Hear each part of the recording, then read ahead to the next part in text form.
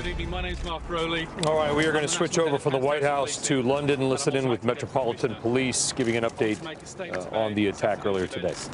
I'm going to try and cover three main areas. What we know about the incident, the ongoing operation, and what London can expect over the coming days. As you know, we've declared this as a terrorist incident, and the Counter-Terrorism Command are carrying out a full-scale investigation into the events today. The attack started when a car was driven over Westminster Bridge, hitting and injuring a number of members of the public, also including 3 police officers on their way back from a commendation ceremony. The car then crashed near to Parliament, and at least one man, armed with the knife, continued the attack and tried to enter Parliament. Sadly, I can confirm that now 4 people have died. That includes the police officer who was protecting Parliament, and one man we believe to be the attacker who was shot by a police firearms officer. The officer's family have been made aware. At least 20 people have been injured. As part of long established and well-rehearsed plans, Parliament has been locked down and the Met responded in line with our plans for a marauding terrorist attack. That response included uniformed and specialist firearms officers. We now, of course, have an ongoing operation, and whilst we currently believe there was only one attacker, I'm sure the public will understand us taking every precaution in locking down and searching the area as thoroughly and exhaustively as possible. And I know that the officials working within Parliament and public in the area completely understand the need to do this, and I thank them for their patience and their support. This investigation has the full weight and expertise of the Counter-Terrorism Command behind it. And if there are people who saw the events unfold today that haven't yet spoken to us, I would urge them to get in touch. A crime scene will remain in place in the affected areas in Westminster, and as you'll understand, it's vital we carry out a painstaking investigation to recover all the possible evidence. Looking forward, throughout the rest of the day, including when people are commuting home, and indeed over the days that follow, the people of London will see extra police officers armed and unarmed on our streets. This includes our officers working longer hours and extra shifts alongside our colleagues from British Transport Police in the City of London.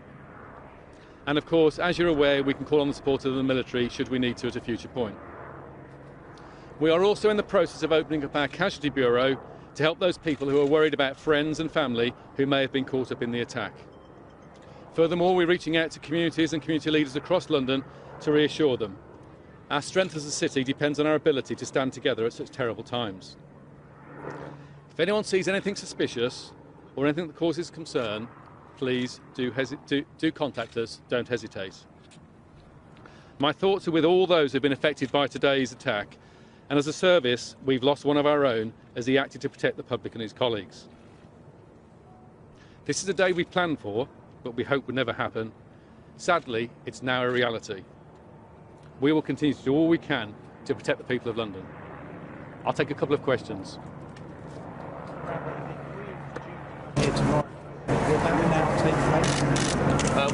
We'll look at that issue later on.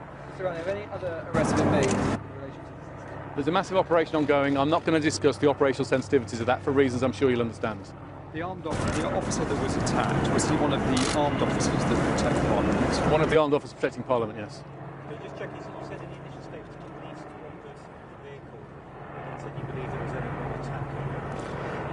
Is this still an open? So, as you'll understand the situation, when you've had such an awful incident take place on Westminster Bridge, the reports will be confused with many different and varying accounts, and we're still working our way through that. We're satisfied at this stage that it looks like there was only one attacker, but it'd be foolish to be overconfident so early on. So, as I've said, for precautionary basis, we're locking down the area and doing all necessary searches so we can be completely confident everyone is safe. Beyond the police... Sorry.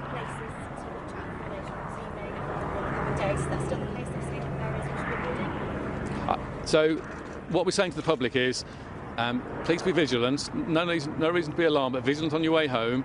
Call us if you've got any concerns, and you will see more police officers armed and unarmed out on the streets of London.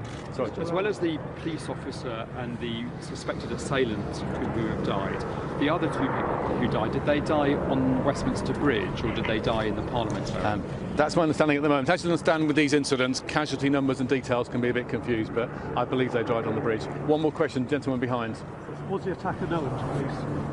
So clearly our investigation is now going forward, and I'm not going to give you any details on that for obvious reasons. Can you tell us more about the officer who died? We've got an awful situation. Officer's been killed. People have sat down with his family. It'd be wrong for me to give details now. Thank you all very much.